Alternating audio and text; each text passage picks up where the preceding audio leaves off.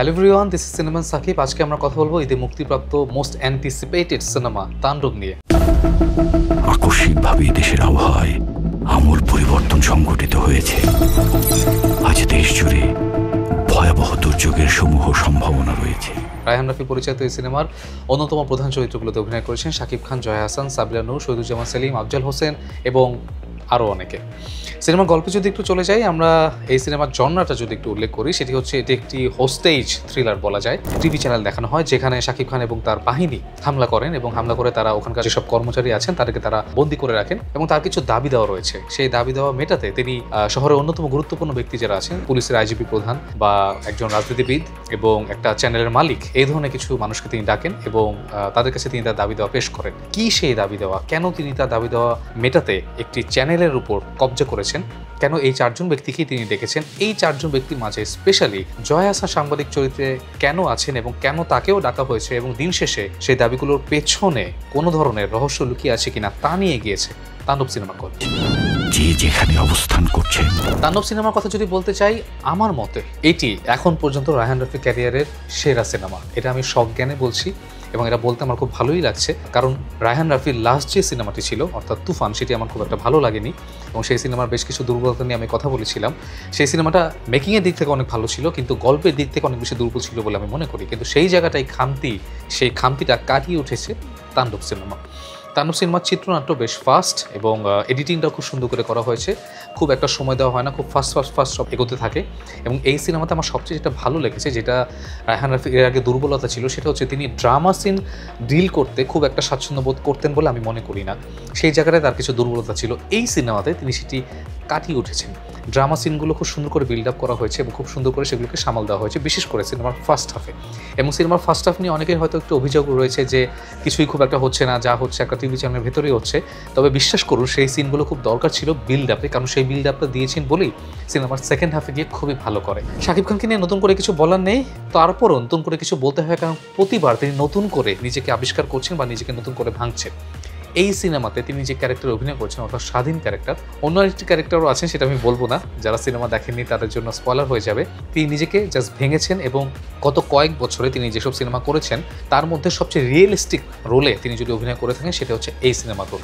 একজন বেকার যুবক থেকে শুরু করে সেখান থেকে একজন বিপ্লবী হয়ে ওঠা তার যে জার্নিটা, সেই প্রতিটা জার্নির প্রতিটা স্টেপ এই সিনেমাতে খুব সুন্দর করে দেখানো হয়েছে। গুলশান বনের এলাকায় শাকিব খান যখন হেঁটে বেড়াচ্ছেন একটা চাকরির খোঁজে, তিনি যখন চাকরি না পেয়ে পাউরুটি খাচ্ছেন এবং তিনি তার প্রেমিকাকে ফোন দিয়ে বলছেন যে আমি এখন চাউমিন খাচ্ছি, সেই সিনগুলোতে তিনি অসাধারণ অভিনয় করেছেন। ইন্টারভিউ সিনে তিনি যে কস্টিউম পরেছেন সেটার জন্য অবশ্যই ক্রেডিট দিতে হয় ফারজানা হাসানকে। শাকিব খানের পারফরমেন্স নিয়ে বলছিলাম, আরও যদি বলতে হয়, মানে বলা আসলে শেষ হবে না। শাকিব খান নিজেকে খুব টোন ডাউন করেছেন, আমরা তাকে একটু শ্যামলা বর্ণের এই সিনেমাতে দেখতে পারবো। তিনি তার ওজনও কমিয়েছেন বেশ, এবং সেটা ক্যারেক্টারের জন্য। তার যে লুকটা দেওয়া হচ্ছে, লুকটাতেও তাকে বেশ ভালো লাগছে। তবে 8 বছর আগে যে শাকিব এবং 8 বছর পরে যে শাকিব, যেটা সিনেমার টাইম লাইনে দেখানো হয়, দুটো লুকে যদি একটু পার্থক্য দেখা যেত তাহলে আমার কাছে মনে ভালো লাগতো। এই সিনেমার একটা বিশাল অংশ জুড়ে শাকিব খান নিজের ভয়েস মডুলেশন করে একটা বিশেষ ভয়েসে কথা বলেছেন এবং সেটা প্রমাণ করে যে তার ডেডিকেশন কতটুকু। এটাতে তাকে খুবই ভালো লেগেছে এবং এখানে তিনি যে কন্ট্রোল অ্যাক্টিংটা দেখিয়েছেন সেটা আমার কাছে খুবই ভালো লেগেছে।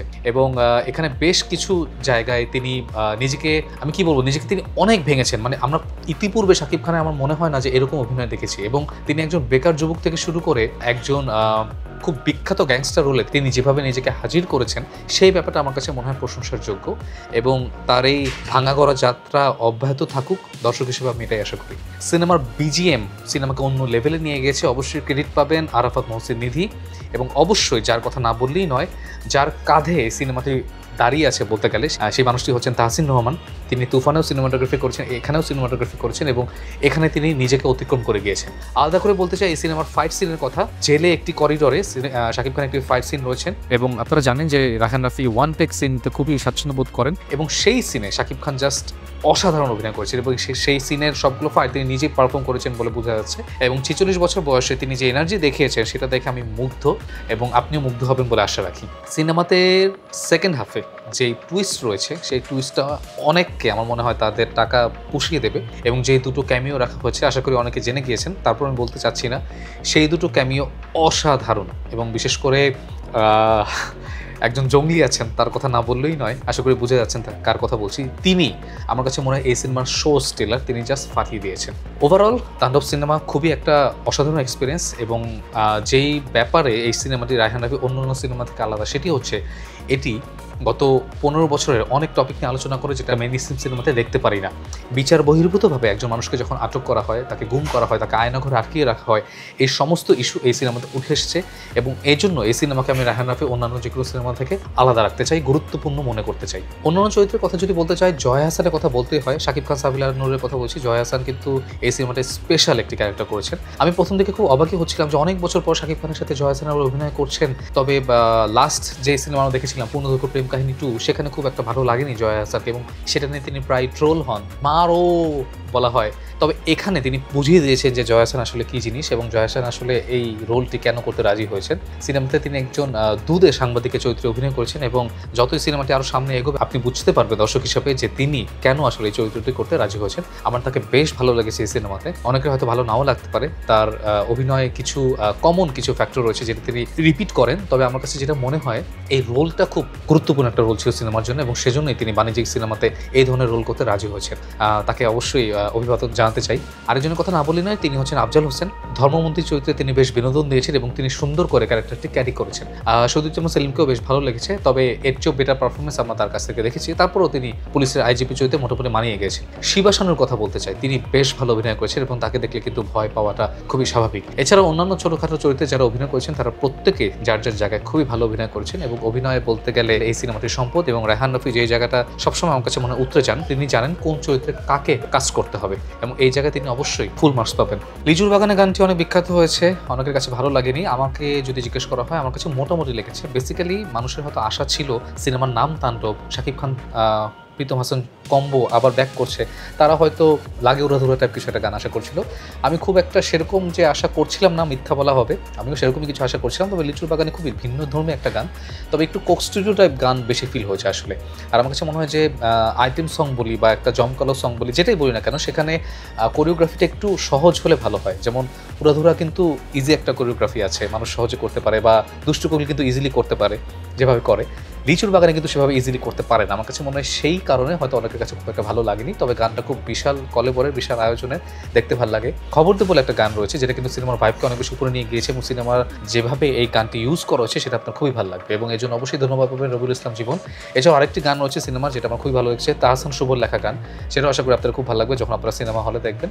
এছাড়াও তোমাকে ভালোবেসে যাই, এই গানটাও বেশ সুন্দর করে শ্যুট করা হয়েছে রাজশাহীর বিভিন্ন অঞ্চলে। তো মোটামুটি ওভারঅল গানগুলো ভালোই লেগেছে। তবে তুফানের কথা যদি বলি বা বরবাদের কথা যদি বলি, সেটার গানগুলো যে ধরনের সাড়া পেয়েছিল, তাণ্ডবের মিউজিক অ্যালবাম সেই অর্থে সেভাবে আসলে সাড়া পায়নি। সিনেমার নেগেটিভ কিছু দিক নিয়ে বলতে চাই, রায়হান রাফি সবসময় একটু তাড়াহুড়ো করেন, সেটা সিনেমাতে একটু বোঝা যায়। তাণ্ডবেও কিছু কিছু সিনে মনে হয় যে তিনি একটু তাড়াহুড়ো করেছেন।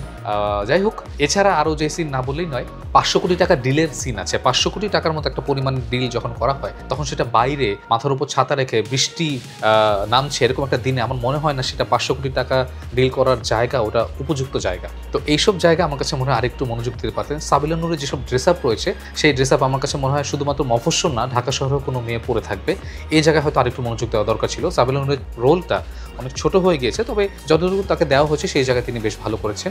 তবে তার রোলটা আরেকটু দেখানো গেলে আরও বেশি ভালো লাগতো বলে মনে করি। এছাড়া রোজি সিদ্দিকী বা সালাউদ্দিন লাবলু, তাদেরকেও যেভাবে আনা হয়েছে, তাদেরকে যদি আরেকটু স্পেস দেওয়া যেত আমার কাছে মনে হয় যে আরও বেশি ভালো লাগতো দেখতে।